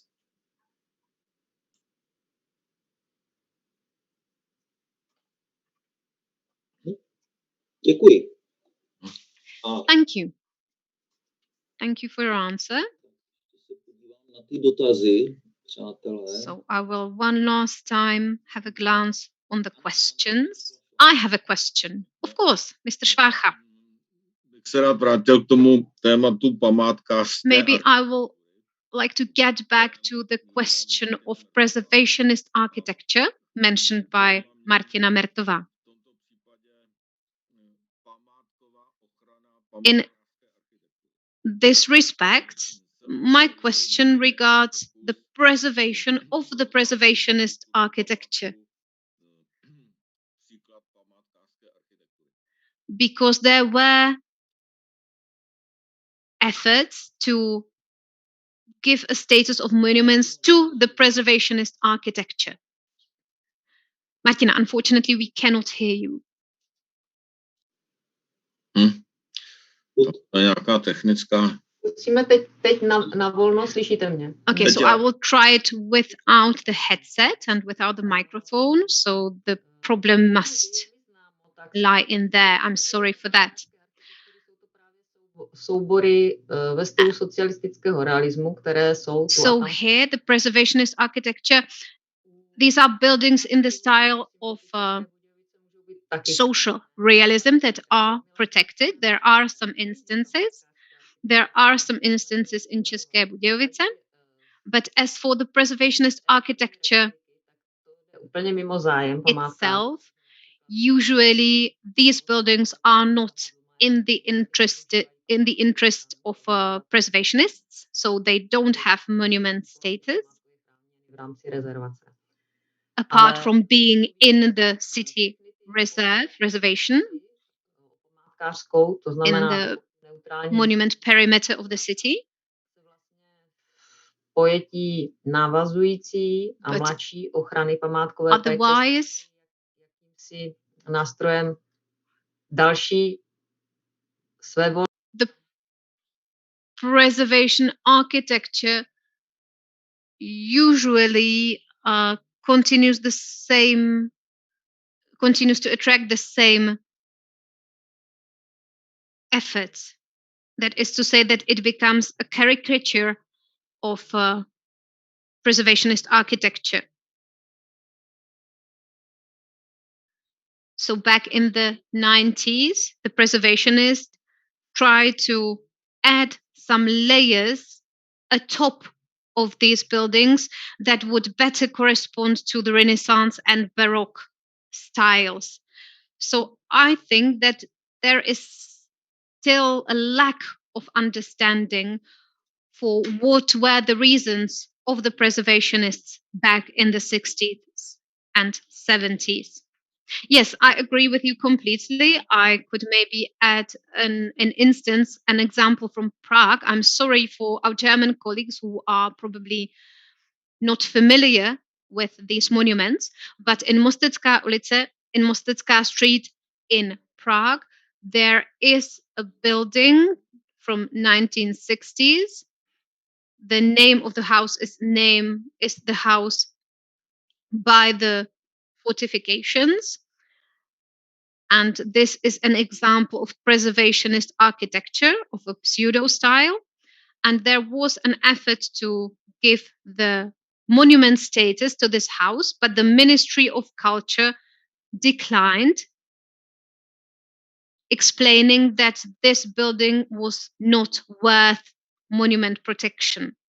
The architecture, in the opinion of the ministry, was not enough expressive to deserve the protection. And that actually is shooting oneself in the leg, because you are denying protection for something that your predecessors did.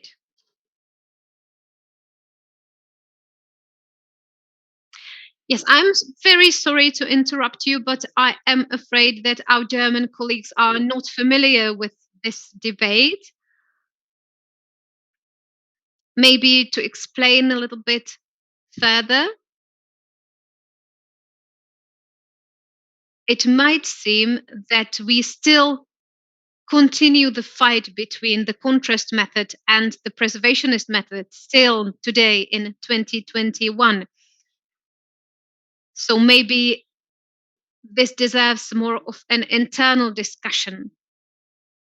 And as we are running out of time, it's already 12:15, and it's not that I would like to end this debate, which is very interesting in my opinion, but there is another panel going on in 1 hour's time. So let me conclude this morning's session by inviting you to this second panel that will feature Czech and German speakers again. So it's a courtesy to give to our audience 1 hour break for lunch. So if none of you wants to add anything else, I would like to thank all of you for your very interesting introductions. You can see that the discussion took almost an hour. So it shows that the topics we've been discussing today are still very much alive. I would also like to thank our audience on both YouTube channels in Czech and in English. Thank you for spending the morning with us. Also, I would like to ask the panelists not to disconnect themselves from Zoom. And let me welcome all of you to the afternoon session that will start at 1:15. So enjoy your lunch, enjoy the break, and see you during the second panel. Thank you and goodbye to you all.